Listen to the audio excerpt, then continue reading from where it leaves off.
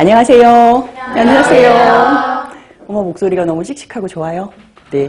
그래서 저는 이제 앞으로 여러분들하고 급식 관리, 단체 급식에 대해서 강의를 할 거예요. 그래서 단체 급식이라고 하면은 사실 여러분들 어떠세요? 모의고사 같은 거 풀어보셨어요?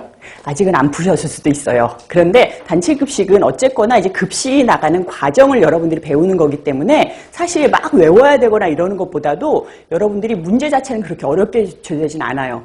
그 대신에 범위 자체가 너무너무 넓어요. 식품학이라고 그러면 식품학 하나로 딱 정해져 있잖아요. 근데 단체 급식이라는 거는 이제 급식 관리도 있고 뭐 마케팅도 있고 급식 경영도 있고 인사 관리도 있고 그게 전부 다 단체 급식이에요. 그래서 범위 자체가 굉장히 넓은데 그래서 이렇게 문제를 하다 보면 여러분들이 들어본 문제에 대해서는 딱 보시면 이거 금방 아는 문제다. 이렇게 상식으로 풀 수 있는 문제들도 많은데 정말 문제를 딱 접했을 때 정말 내가 태어나서 처음으로 들어보는 소리다 이런 게 있어요. 뭐 심포도 효과라든가 이런 건 여러분들이 모르면 못 푸는 그런 문제들이거든요. 그래서 단체 급식은 좀 더 많이 접해봐야 돼요. 여러분들이. 하나의 문제를 막 파고 들어가는 게 아니라 문제 자체 그다음에 이런 과목을 좀 많이 읽어보셔야지 많이 도움이 되실 거예요. 그래서 제가 이거 하기 전에 실제로 단체 급식에 대해서 하시려면은 여러분들 이제 결국 이제 영양사 자격증 따시려는 거잖아요. 그러면은 실제로 여러분들이 나오시면은 영양사가 여러 종류가 있어요. 그죠? 여러분들이 지금 가장 아시는 이제 급식관리 영양사라고 있어요. 이분들이 정말 이제 오피스라든가 공장에서 실제로 급식을 제공을 하는 사람들, 그런 사람들, 우리가 일반적으로 아는 영양사가 이 급식관리 영양사예요. 단체 급식 영양사, 급식관리 영양사. 그리고 임상관리 영양사가 있어요. 이건 아시죠? 병원에서 환자들한테 치료식을 제공하는 사람들. 그 다음에 우리가 보건 영양사라고 있어요.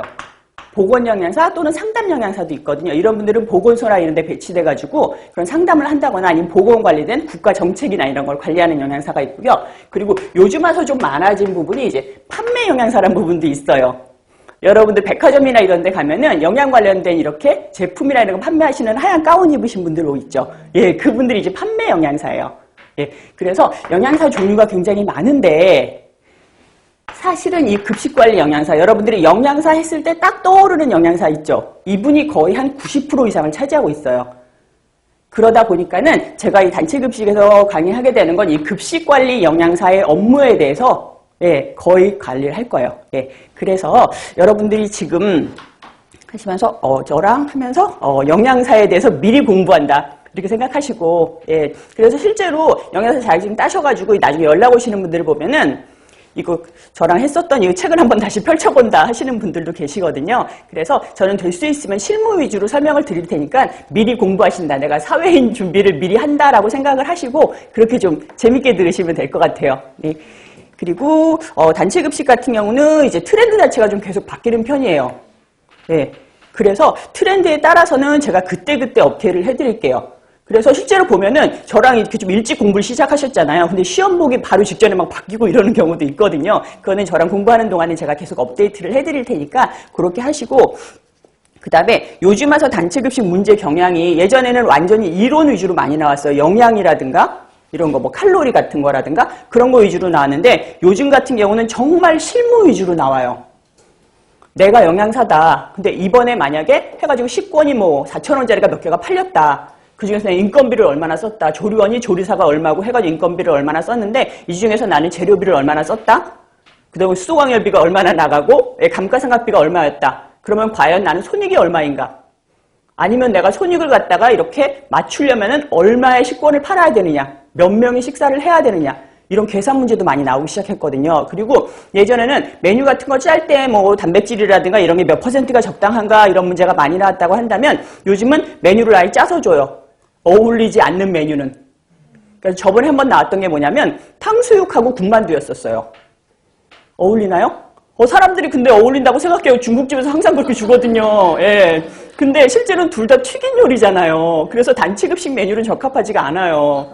사람들이 많이 틀렸어요. 이거 그렇지. 탕수육하면 바로 군만두야. 막 이랬거든요. 그래서 그런 메뉴라든가 집에서는 일반적으로 먹는데 영양사가 짜기에는 적합하지 않은 메뉴. 식초가 둘 다 들어갔다거나 둘 다 무침이라거나 이런 문제 이제 골라내는 거. 아니면은 내가 단체 급식에서 하게 되면 집에서 이렇게 막 자글자글 맛있게 만드는 게 아니라 대량으로 조리를 하는 거거든요. 그래가지고 집에서는 두부 조리면 어떻게 해요? 바싹 구워가지고 거기다 양념장 부어서 조리잖아요. 근데 단체 급식에서는 그렇게 못해요. 1000명 두부를 갖다 어떻게 다 내가 붙이고 있어요. 그죠? 그래서 이거는 한번 삶아가지고 양념장을 끼얹은 다음에 조리거든요.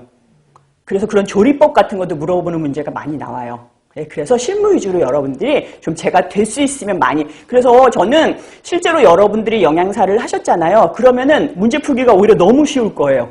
정말 실무 문제이기 때문에. 근데 아직 영양사 경험을 못 하셨다 그러면은 조금 어색할 테니까 제가 그런 부분 위주로 좀 많이 설명을 드리도록 할게요.